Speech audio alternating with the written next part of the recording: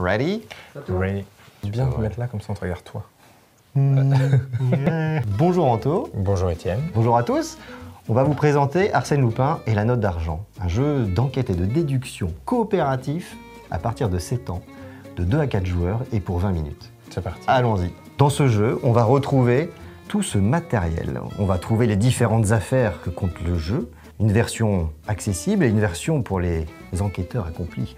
On va également trouver toute une ribambelle de légumes, exactement, non pas une salade, une macédoine, mais également nous allons trouver les suspects, les loups, membres du jury, les musiciens du Festival de la Note d'Argent, les fameux moutons musiciens, et également le traducteur de Belmont pour les interroger le moment venu, les instruments pour témoigner des musiciens qui auront été vus sur scène, et enfin le plateau où on va retrouver le coupable, le loup qui détient la note d'argent et qui va tenter d'atteindre la gare avant que les joueurs aient trouvé le coupable.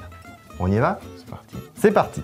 Tout d'abord, on va prendre une enquête qu'on va insérer dans le traducteur de Belmont. Pour ce faire, il faut évidemment que ce soit caché au vu des autres joueurs et de soi-même. Donc je fais bien attention de bien refermer le traducteur.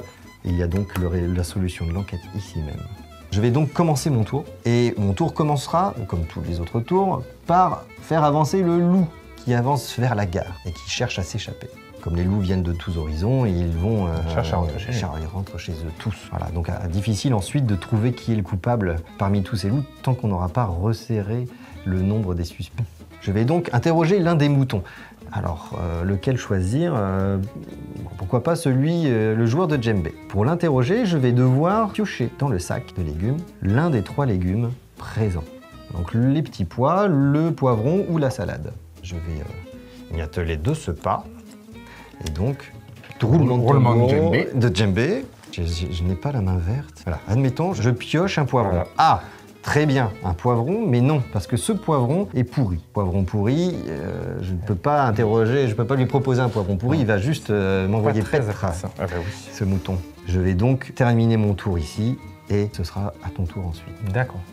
Dans ce cas-là, lorsqu'on a un légume pourri qui apparaît, ce dernier quitte le jeu, et on va reprendre l'ensemble des légumes déjà piochés, on va remettre dans le sac. Donc là, admettons, ton tour maintenant. On commence son tour toujours par faire avancer le loup. Donc lui, il vient progresser à nouveau. Mais on va les renourrir quand même. Bah, allons-y. Hein. Je pense que c'est celui qui a le plus faim. Oui. Alors on va essayer avec... Citrouille. Ah bah dis non, décidément, on n'est pas très pas la bon. mauvaise. Dans ce cas-là, la citrouille est un légume qui n'est pas présent du tout sur sa carte. Donc, ton tour s'arrête ici. On est de très très bons enquêteurs. Nous arrivons déjà au 3e tour et nous faisons chou blanc. À un autre tour, donc, je vais décider de toujours insister sur le joueur de djembé et cette fois, je pioche les petits pois. Je vais décider maintenant si je veux aller plus loin. Est-ce que je veux interroger un autre mouton? Pour ce faire, il faut qu'il partage au moins le premier légume que j'ai pioché. Donc il faudrait qu'il ait également sur sa carte des petits pois. Alors, par exemple, celui-ci, le joueur de guitare, il a des petits pois. Je vais essayer de piocher quelque chose qui correspond. Si je ne trouve pas, à ce moment-là, je serai coincé, mon tour s'arrêtera. Donc là, j'espère simplement avoir la bonne chose, le bon légume, et ce sera la salade. Bon, parfait. Je pourrais également interroger un 3e suspect si ce dernier partage et les petits pois et la salade. En l'occurrence, ce n'est pas le cas.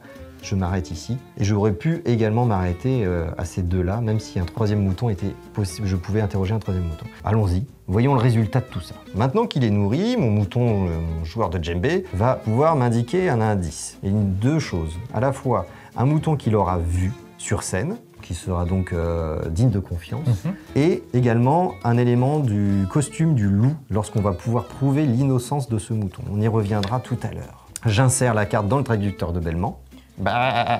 Analyse en cours. Analyse en cours.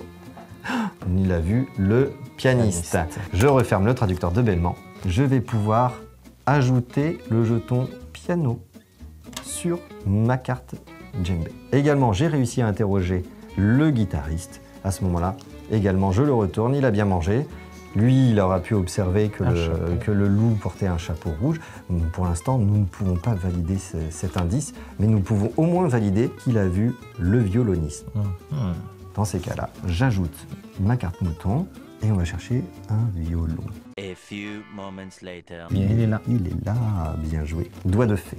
Mon tour s'arrête et c'est de nouveau ton tour. À ce moment-là, on va pouvoir interroger, je ne sais pas, Le pianiste peut-être. le pianiste parce Puisqu'on qu'effectivement, il a a déjà été Des informations sur celui-là. innocenté. Donc tu commences ton tour en avançant le jeton loup. Admettons qu'on a pu piocher l'un des 3 légumes. On va valider cet élément-là au niveau du traducteur de bêlement. Et donc on va voir quel mouton il aura vu. Il aura vu le tambourin. Le tambourin, hop, nous le voici, le voilà. Alors désormais, nous allons pouvoir valider une chose. Le joueur de djembé a bien vu le pianiste. Donc le pianiste, lui, on peut lui faire confiance sur ce qu'il nous dit. Il nous dit que les loups membres du jury qui étaient présents et qui n'ont donc pas pu voler la note d'argent portaient un pantalon rouge. Nous allons donc pouvoir éliminer ces suspects de notre liste. Alors, effectivement. Et voici. Et ces deux-là. Très bien. Eh bien, ça avance. Nous avons déjà 4 suspects de moins. Nous allons pouvoir continuer la partie. La partie a bien avancé Effectivement. et le loup aussi. Donc, il est grand temps de pouvoir faire quelque chose sur cette enquête avant qu'il quitte le pays et en partant avec son prochain train. Un point sur la situation, donc on a continué d'interroger les moutons. On a commencé à créer cette scène où les moutons ont joué de leurs instruments. On peut constater que les moutons ont toujours vu leurs voisins qui indiquent par là même qu'ils sont innocents. Par contre, là tu peux remarquer Anthony, il y a là 2 moutons qui ont vu le pianiste. Ça veut dire que le pianiste est innocent, mais l'un des 2 moutons ici est complice du loup, voleur de la note d'argent. L'autre est innocent. Mais comment le savoir? Il va falloir trouver le mouton qui va innocenter l'un de ces 2 joueurs d'instruments. C'est ton tour. Le poids est lourd. Pas de pression. Pas de pression. C'est pour les moutons. Alors, lequel mouton souhaites-tu interroger? Eh bien, on va prendre celui-ci. La clarinette? La clarinette, ouais. C'est parti. Ah bah tiens. L'aubergine. Très bien. Eh bien alors, toi de jouer. On va se saisir du mouton. Il a bien mangé. Oh, mangé. Il aura du mal à jouer là, cet après-midi. Hop. Et alors, que va-t-il nous révéler? Quel suspense. Voilà. Le djembé. Il a vu donc le djembé. Tu peux refermer le traducteur. hop. On va retirer la carte. Voilà. Et qui est... Alors, qu'est-ce que cela nous indique? Cela nous indique que le joueur de djembé, lui, est innocent. Nous avons donc 2 éléments. 2 indices. Nous avons le complice du loup, qui va donc nous donner un indice sur ce que portait le loup. Et nous avons un innocent ici, qui va nous indiquer ce que portaient les loups innocents, membres du jury. En l'occurrence, Une veste verte. une veste verte, on va pouvoir Alors. éliminer. Ce n'est pas Monsieur Padelou. Ce n'est pas Monsieur Padelou, il nous reste donc Monsieur à la la loupe loupe et Monsieur Chelou. Monsieur Chelou. Est-ce que ce serait lui? Parce qu'il est un Alors, peu chelou. oui. Néanmoins, on observe que le mouton complice nous dit que le loup coupable porte une veste bleue. Or, il nous ment pas mal depuis le début, celui-là. Celui-là, il n'est pas très net, mais il n'est pas chelou. Alors, le loup porterait donc une veste bleue. Est-ce que ce serait donc lui, notre coupable? Monsieur à la loupe. Le monsieur à la loupe. Est-ce vous? Un seul moyen de le savoir. Ah. Nous allons retirer et découvrir sur le traducteur de bêlement la solution de l'enquête. Attention, roulement de tambour. C'est Ah. Monsieur à la loupe. Et Bravo Anto, bravo. on a trouvé. Ça a été laborieux, on était presque arrivé au bout. Fallu de peu. Ça s'est fallu de peu. À savoir que si nous avions atteint la 14e case, donc la dernière case, nous aurions dû faire un choix et tenter notre chance sur l'un des suspects. Alors, il aurait été tout à fait possible que nous échouions. Mais voilà tout, nous avons solutionné Ouais. l'affaire. Et récupérer la note d'argent. Exactement. Donc le festival va pouvoir se terminer au poil. Ben, merci Anto. Bien, merci aussi. Merci à vous. Amusez-vous bien. T'as même pas placé ta phrase.